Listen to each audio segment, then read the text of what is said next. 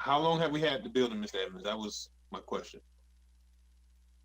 I would have to refer to Mr. Hager, but I believe we closed in December of 2016. 2018, perhaps. November Something like 20, Say again, Mr. Haygood. November 2018. So following that, that's when we Okay. started the procurement process to hire the architects, and then the architects began the design process. Okay. I don't think I don't I don't even see a year.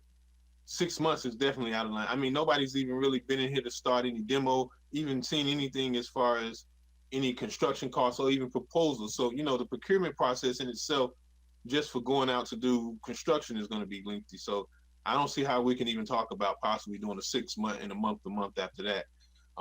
Because what's going to happen is if we move to those modulars, we're going to be 2 years in those modulars with the unknown. Because Hotwire Communications, YouTube, and Facebook. So anyone that is watching now or even later, we just kindly ask that you please share this video with those you know so that we can inform our community on the updates that you'll be provided tonight. With that being said, you'll be hearing from members of our Emergency Operations Center to include our City Manager, Jonathan Evans, our Operations Section Chief, Chief Kurd, and then finally our Planning Section Chief, Mr. Bailey. Once our staff reports on their updates for you, we'll allow for some time for any questions that members of the community will have if you're on this line. With that being said, we'll begin with a reporting out from our City Manager, Jonathan Evans. Good evening, everyone, and thank you, Ms. Noel. Certainly, the city of Riviera Beach and Palm Beach County is lucky, as we did not feel the anticipated impacts that were going to happen to the South Florida area. Obviously, you all know that we've gotten some wind and rain, but for all intent and purpose, everything is better than expected. All watches and warnings have been lifted for our area. We have had staff prior to the storm actually inspect all 80 miles of roadway in the city, so they actually went down every road in our community to look for any problematic areas to address those proactively. City staff was called in today to be able to commence cleanup activities and do a visual inspection. Most of the cleanup activities were minor. We had vegetation that was down, but lighter than expected. We also did not receive any calls as it relates to any damages to any city facilities or private property throughout our community. Solid waste services will resume on Monday as regularly scheduled.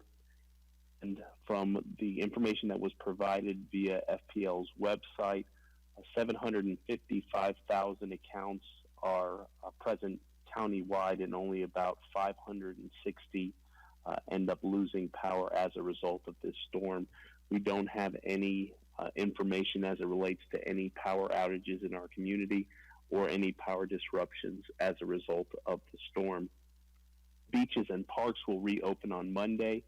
Immediately following this call, we will do an assessment of the beach to see if there was any beach erosion, because we did have a lot of tidal activity, but probably better than expected. So we don't anticipate major beach erosion, but we are going to go out there and assess the property and document the information for a reimbursement through either the state or the federal government.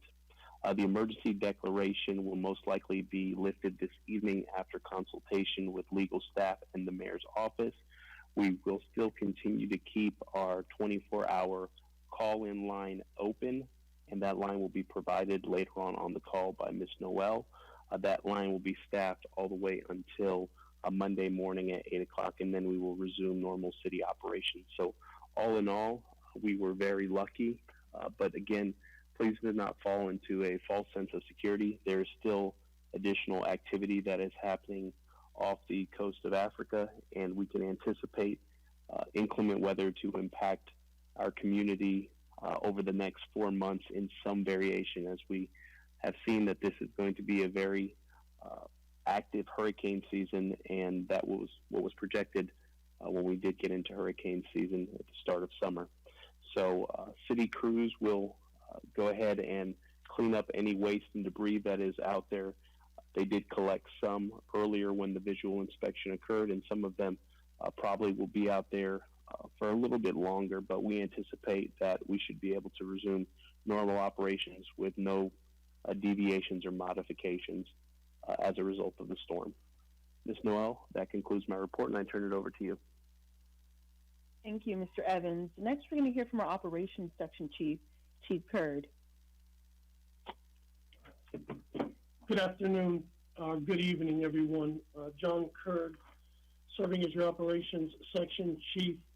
While normally on these calls I tend to be the bearer of bad news, I am happy to announce, as stated by Mr. Evans, that all watches and warnings have been lifted. We've dodged a bullet, so to speak, as it relates to the impacts that were possible of Hurricane and then Tropical Storm Isaias. We can, though, look to a very active hurricane season. While we have no watches and warnings in the area, there still is a high probability for rip currents. Our beaches will remain closed for the duration of today. We do have crews out there making sure that there's been no debris that has washed ashore, and happy to announce that there actually was not much debris that has washed up on our shoreline. We will continue with our investigation of the area as it relates to beach erosion tomorrow morning. Palm Beach County's EOC has dropped to a level 2 activation status, which is partial monitoring. So we have the downgrade there. We also can expect trailing rains associated with this storm over the next couple of days, 1 to 3 inches. So please be mindful that we will still see some after effects, but it won't be anything significant other than the rain associated with the tail of this storm. I have to thank everyone for their efforts as it relates to preparing for this storm. While this storm was, again, not significant, there was a potential for it to be, and I think that your city has prepared itself to the best of its ability, and we will continue to look to improve on some of the policies and procedures that were in place for this storm as we move through this season. I do want to caution everybody that moving forward through the hurricane season and some of the information that I've learned that I would like to share with the community is the way that they determine the hurricane's track and cone has changed over the last couple of years. And we saw it firsthand with this storm, where early in the week, there was some small conversation about a storm that was to develop. By Wednesday, we were talking about a named storm. Thursday is when it started to really become a concern, but we didn't see watches and warnings put into effect until 24 hours before the storm was to impact our area. There has been concerns about forecasting storms 5 days in advance. There are some concerns with the projections and with that storm not taking that particular route that's being projected, that there are some disruptions in services and individuals, communities that are sometimes unnecessary. We're going to have to be mindful that this is just the way that the changes have been made, where we can see very quick turnaround times on when actual watches and warnings are being posted. And a lot of times it's not going to be until the storm is imminent. So use this as a dry run. Make sure that the processes that you put into place for this storm are built upon, as we are doing here at the city of Riviera Beach, so that we can better prepare for what the rest of hurricane season is going to look like in the midst of a pandemic. So I again want to thank the community for their efforts, for their understanding. I want to commend city staff for their ability to pivot and upstaff and deal with this storm in a very short window of time. I'd like to thank the public safety officials, your police department, and your fire department for the outstanding work that they provided throughout the night, ensuring the safety of our community, and just really am grateful that our community is not going to have to deal with the impacts of a significant hurricane in the midst of a pandemic at this time. But please remain vigilant. With that, I turn it back over to you, Ms. Noel. Thank you, Chief Kurd. Next, we'll hear from our Planning Section Chief, Mr. Bailey. Yes, this is Terrence Bailey, your Planning Section Chief. I too would like to greatly thank the community for heeding our call last night, removing your trash cans and bringing them back in, moving vehicles off the road so that they were passable for our public safety officers. As indicated by Mr. Evans, a public works staff is currently out in the community, mainly removing debris from the roads. As you know and mentioned, Waste Management will be back on their normal rotation. Therefore, bulk pickup will resume tomorrow morning in the Monroe Heights area.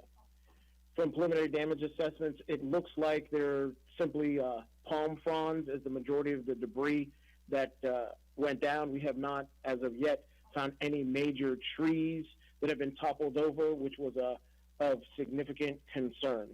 I would like to take this opportunity to let the community know, if you go to the city's website, there at the bottom, there is a resident login where you can register to get notifications directly from the city during an emergency.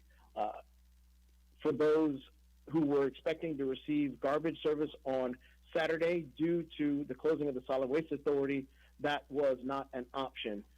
City staff did their best through the website, the crawl, TV18, and knocking on doors to let everyone know that information, but there were still some gaps in our ability to communicate to everyone.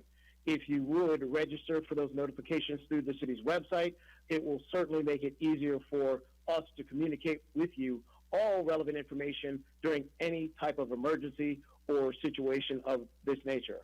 And with that, that is your planning report. I turn it back over to you, Ms. Noel.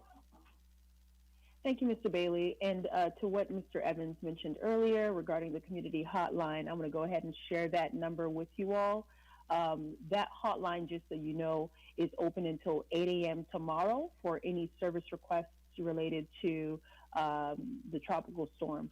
So that number is 561-812-6590. And I'll say that again, 561-812-6590. And with that, that completes our staff report. At this moment, if there are any questions from members of the community that has joined our line, please dial *9 so that I can unmute your line.